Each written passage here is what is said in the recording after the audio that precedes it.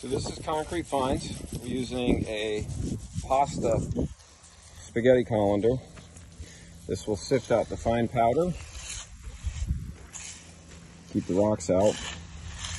Now, what we're doing here, this ensures that the surface is completely flat. So we want to keep it wet at all times. That is a magnesium float used for concrete. It is not an aluminum float. Do not get an aluminum float because it drags, it scratches, and it's actually rough. Doesn't work very well. So stick with the magnesium. And then we use the powder here. We shake it on areas that needs it, and then we come back through and fill it in, because you're going to get areas where there's rocks or missed spots like this. That will show up in the green, and it will affect ball roll. That's where you can get some of the ball not to track properly, veer off to one side or the other, jump. So we come through and we mag float all of this in to make it smooth. The other key is keep it wet at all times. As long as this stays wet, it's easy to work with, it stays malleable, and we can fill in any of the rough areas.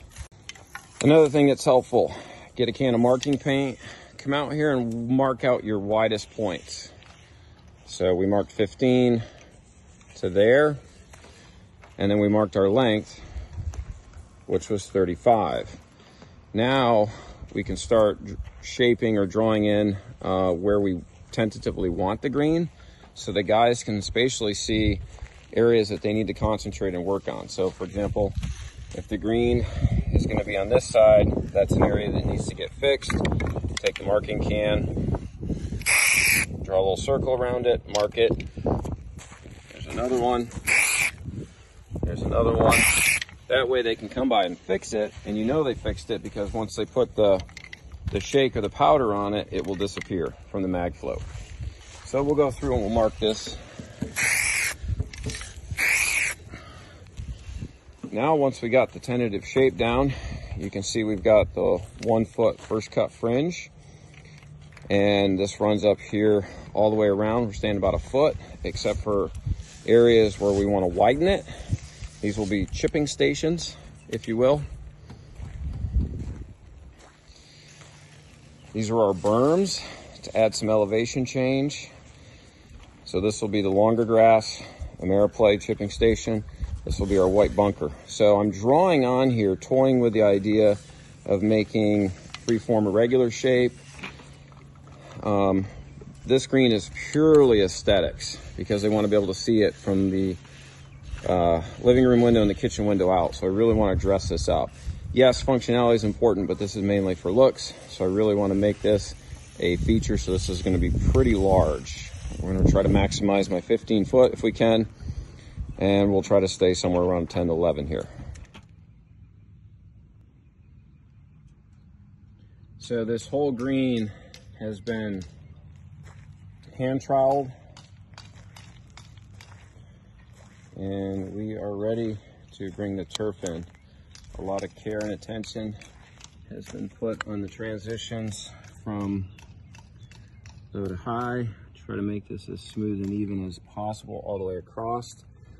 You can see a couple little areas right off the tip of my finger which might need a little bit more attention just because it's open.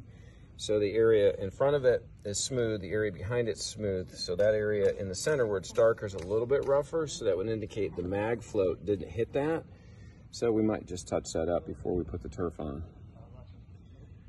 But this is looking really good, and we're gonna get ready to drop the turf.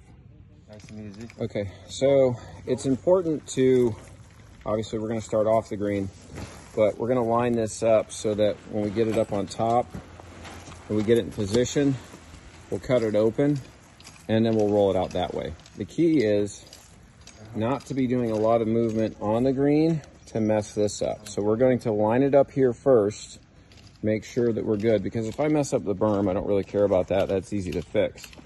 So we're basically going at this angle here.